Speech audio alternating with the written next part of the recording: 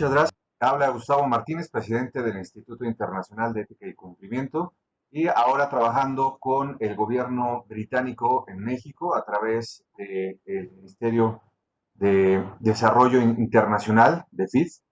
Estamos organizando precisamente una serie de videos de entrenamientos acerca de un sistema modular que está clasificado dentro de una de las actividades que vamos a estar desarrollando dentro de la iniciativa de integridad en los negocios. Con nosotros esta mañana nos acompaña Gilberto Morales, socio director del área de riesgos de González Chévez, y también tenemos a nuestra invitada especial, Nubia Nieto, coordinadora del programa de la iniciativa de integridad en los negocios. ¿Qué tal? Muy buenos días. Buenos Buenos días, días. Gustavo. Muchas gracias. No, hombre, al contrario, muchísimas gracias a todos ustedes y a todos nuestros asistentes por acompañarnos en esta mañana. Y en esta ocasión vamos a estar platicando acerca del primer módulo, del módulo 1, que es la estructura organizacional para las pymes en México. De ahí surge una gran importancia, o esto tiene una gran importancia o relevancia para las empresas en México, porque es precisamente una de las primeras herramientas que deben de adoptar las empresas para empezar a institucionalizar y adoptar estos programas de integridad empresarial. Gilberto, te voy a agradecer mucho si me puedes empezar a platicar acerca de tu perspectiva, de la importancia y qué es lo que deben de hacer los empresarios precisamente para adoptar este tipo de prácticas. Muchas gracias, Gustavo. Nubia. Muchas gracias por la invitación. Sé lo que significa esta invitación, principalmente viniendo de ustedes, del instituto. Y bueno, principalmente, ¿qué tendríamos que hacer en la parte organizacional? Sabemos que las pymes dentro de México y posiblemente dentro del mundo, pero principalmente de México, representan el 90% de aproximadamente 4.500 empresas. Una de las prioridades de las pymes es eh, y ahorita con estos tiempos que se han presentado, es sobrevivir, ¿no? Sobrevivir día a día y hacen de un lado todo lo que hablamos de gobierno corporativo. Dentro del esquema de gobierno corporativo, porque algunos, y dependiendo de los tamaños y los sectores, puede ser muy costoso, se olvidan de documentar y administrar el conocimiento. Una de las cosas que tendríamos que hacer de manera muy rápida y muy efectiva es tratar de hacer de la manera más práctica un organigrama con los puestos, no con las personas, eso es importante, es puestos que están dentro de la organización, director general, gerente general, supervisor, jefe de área, definir ese organigrama que nos permita tener una claridad, una radiografía de cómo está la empresa por áreas. Ese sería el primer punto. El segundo punto, después de ver esa parte organizacional, ver cómo están funcionando, ver cuáles son las actividades, empezando por la responsabilidad de cada uno de los puestos, eh, de, de qué hacen dentro de la organización.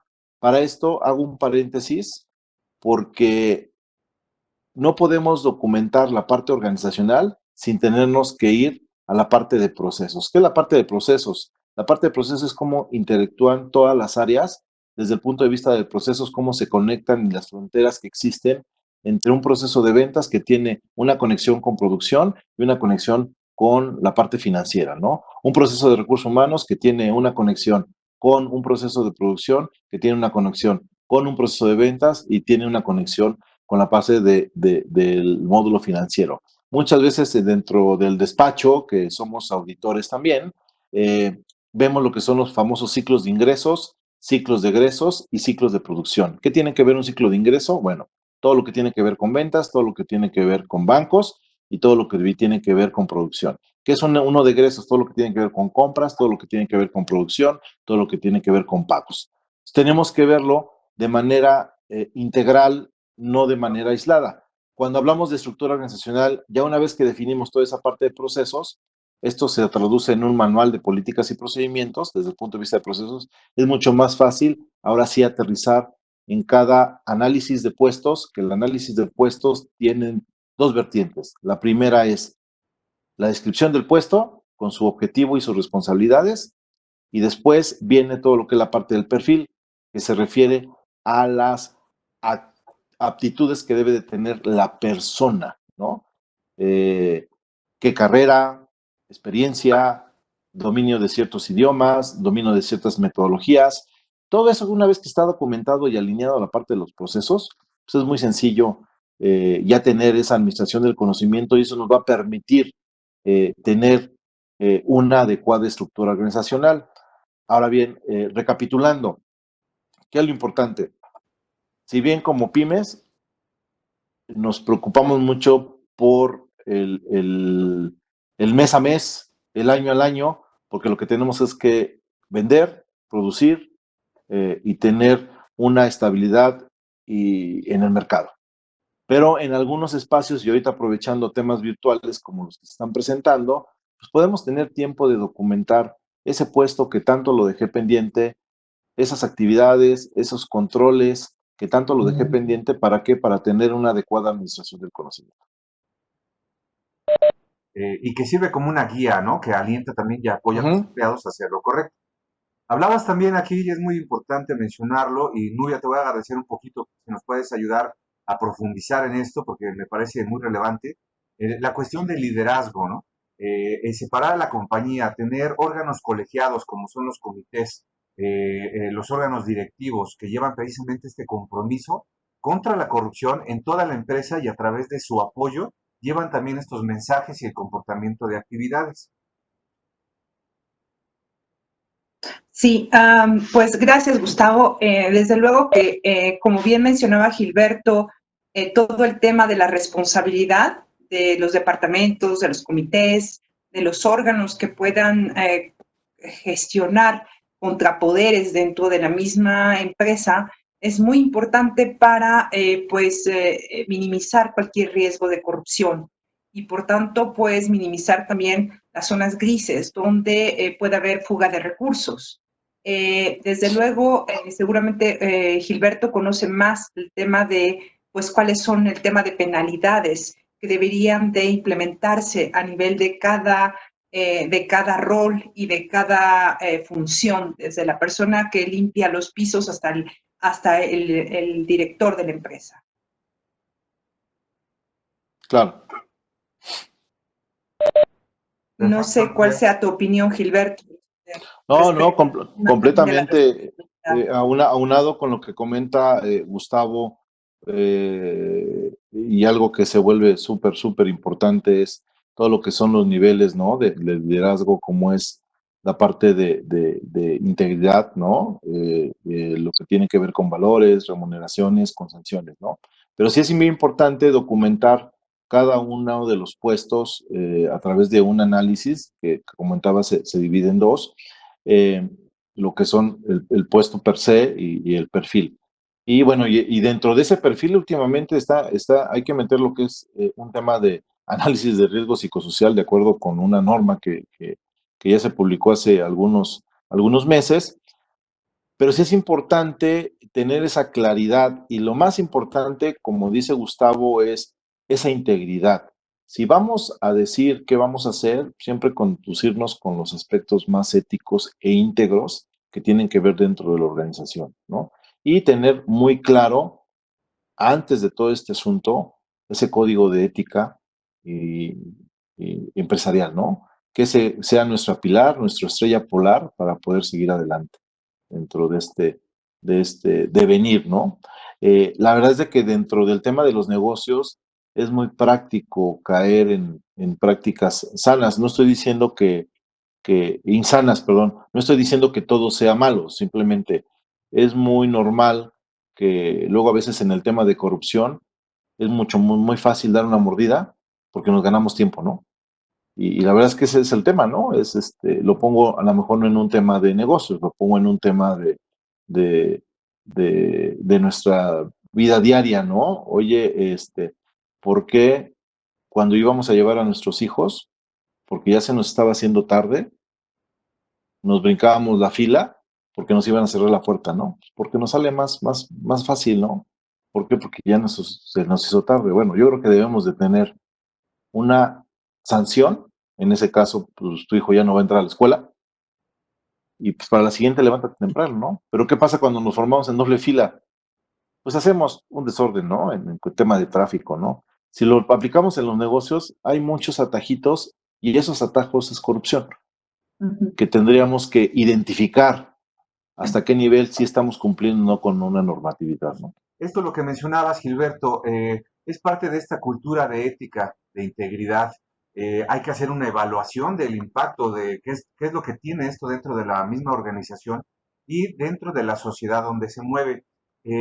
Nubia también nos mencionaba acerca de los líderes éticos, evaluar estos atributos éticos al reclutar miembros directivos de la alta gerencia o inclusive operativos ya dentro de las empresas. Aquellos también es una necesidad precisamente para estar a la altura de los mismos valores que establezca la organización. Y aquí es que es muy importante precisamente utilizar varios canales para difundir cuál es la estructura, cuál es la función, las responsabilidades, los roles de cada una de las áreas y cómo lo van a estar haciendo. Aquí precisamente alguna de las herramientas que utilizamos en la comunicación es precisamente hablar y fomentar esta organización interna, proporcionando algún asesoramiento, ¿no? Confidencial para los empleados, para los clientes, para los proveedores. Y hay varias herramientas que también pueden ser de utilidad. Eso también es un tema que se debe de considerar precisamente en toda esta estructura organizacional para tener una efectiva implementación en estos programas anticorrupción. Nubia, no sé si tengas por ahí, por favor, alguna de las preguntas que nos ha hecho nuestro auditorio.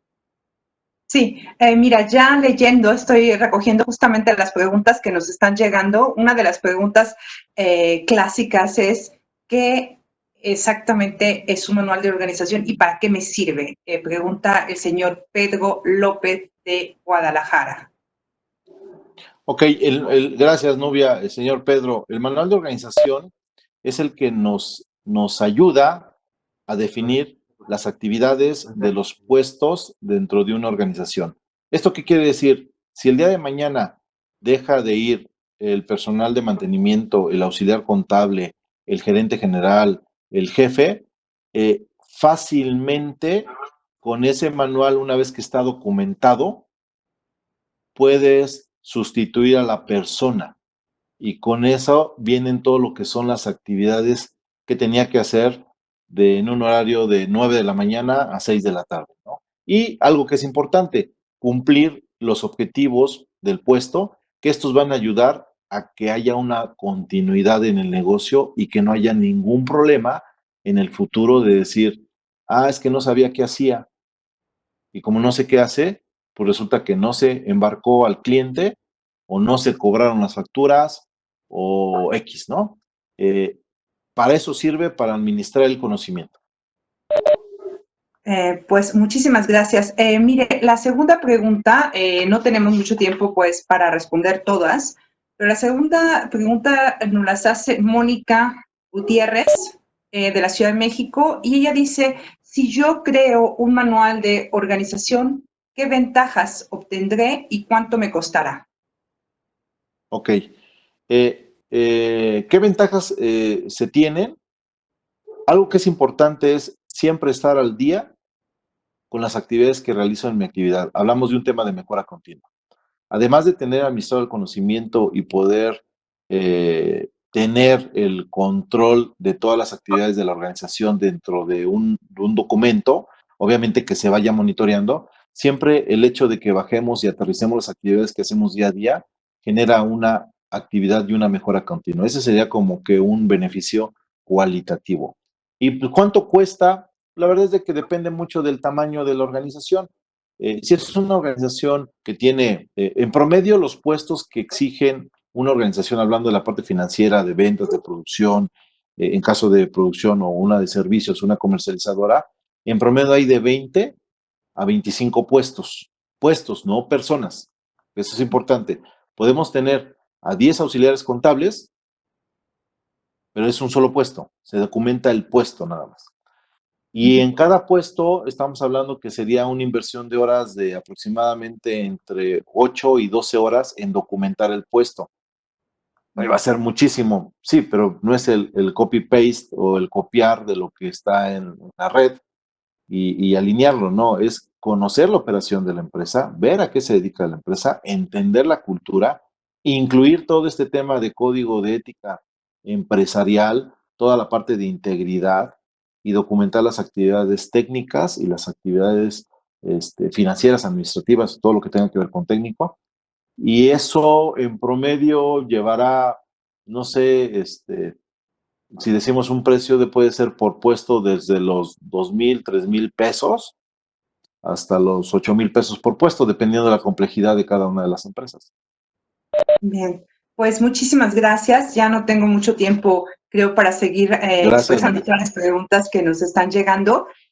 Parece que hay muchísimo interés respecto a este tema porque también hay muchas dudas y obviamente también está el incentivo legal, que muchas de estas empresas pues quieren cumplir con todos los requerimientos legales para reducir también riesgos pues de sanciones, de multas o de cuestiones fiscales.